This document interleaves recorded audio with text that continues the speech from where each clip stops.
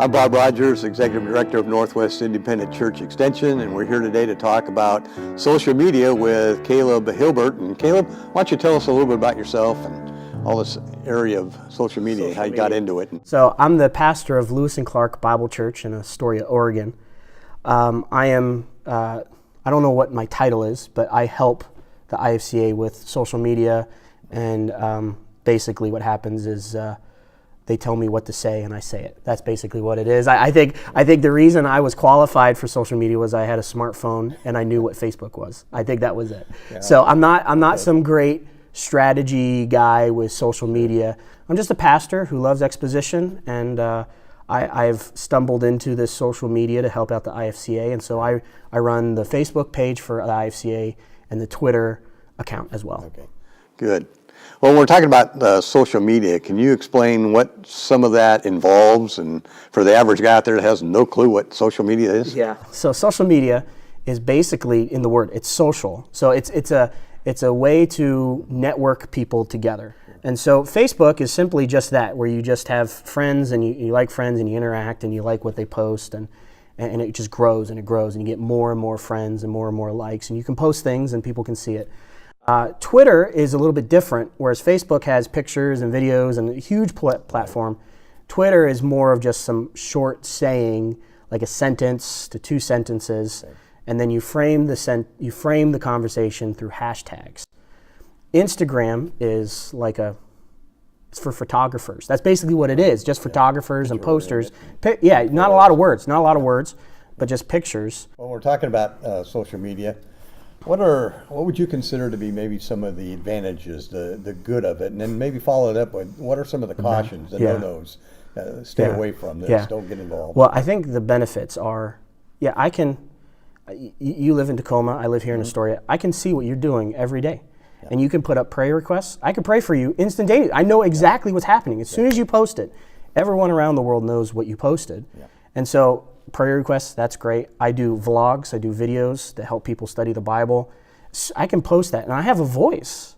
I don't have to pay money. I have a voice. I just post it, and there it is. I put my sermons on Facebook. I don't have to pay anybody for that. Think about it. Like 10 years ago, could you ever imagine IFCA churches broadcasting to people all around the world? So I mean, that's kind of an amazing ability that we didn't have at our fingertips, and now we do. Exactly. And then family, because the Lord's called me away from my family, being from Wyoming. I can interact with my family on holidays. I can interact with my family, and before I couldn't have. Yeah. I mean, when you moved away for missions work or ministry, no contact, and so they can see the grandkids. I can see what's going on in their life. So it's really good that way. And then another thing is I can connect with old friends. Right? You can connect with old friends. So those are definitely advantages, and those are great advantages.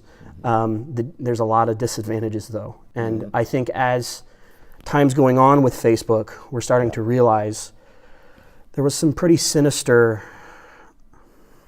plots with Facebook. They knew what they were doing, and they were hoping to get something more addictive. Right. I think another one would be language. You can't talk to anybody anymore. The conversation has gone down. I think the other thing is that Facebook has created its own culture, right? It's got its own language, it's got its own system of paying, it's got its own system of retribution. I mean, it's its own culture, and you can't do ministry in Facebook culture. That's right. You really can't, because you've got to have the face-to-face contact. Lastly, kids go on there, and they have no idea what they're doing. They don't know that there's predators out there. They don't know that when you go on Facebook, they're data mining you to advertise to you. Yeah. And so kids are being advertised, kids are being groomed, and as far as a no-no goes, a no-no is if you don't know the person, there's a really good chance you probably shouldn't add them as a friend. But another big no-no, I think, watch your settings. Make sure that you have accountability partners. If you're married, make sure your spouse knows where you're going. If you have kids on it, make sure that you know where they're going. Good. Because there's got to be that accountability, and those are big no-nos. And extramarital affairs happen on Facebook. Sure. And what about FaceTime or podcasts? I know you used to do podcasts. You still doing that? I don't do podcasts right now. Okay. Just changed location and things got busy. But I love podcasts. And then FaceTime, that would be, I think more of like how you communicate to each other just as a video. But I know the other avenue is vlogging and those types of things. Okay. And I think vlogs are viable. You have to get a little bit more equipment there because you're doing video, and so you got to learn a little bit more about video and light kits and lenses and microphones and all those. So that the learning curve is a lot steeper. What are some other tools as we talk about that? Yeah. So if let's start with live streaming, which is incredibly easy. Sure. Anybody can live stream if you have a smartphone. Yeah, if I can do it, anybody can. That's right. Yeah, you just go on the Facebook, and when it goes to publish, there's a line that says live. Yeah. You press live, you're live. Good.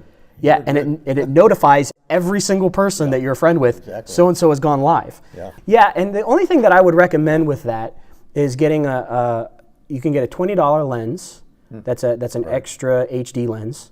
Need that to make things wider, because normally you have to have the face front. And then going out and buying a little Rode microphone, shotgun mic, and having a little portable thing there. That setup is probably about $70 plus a tripod or something to hold it, and just make sure that you're about eye level, and you can go live, and you have a very nice sounding audio. You have a very nice visual. Kind of put yourself in the middle because it's Facebook and it's that vertical, which is weird. So that's really easy to do. And we live stream our Sunday nights, we live stream our Sunday mornings, our Wednesday nights, and then my wife does a Bible study, and she live streams that.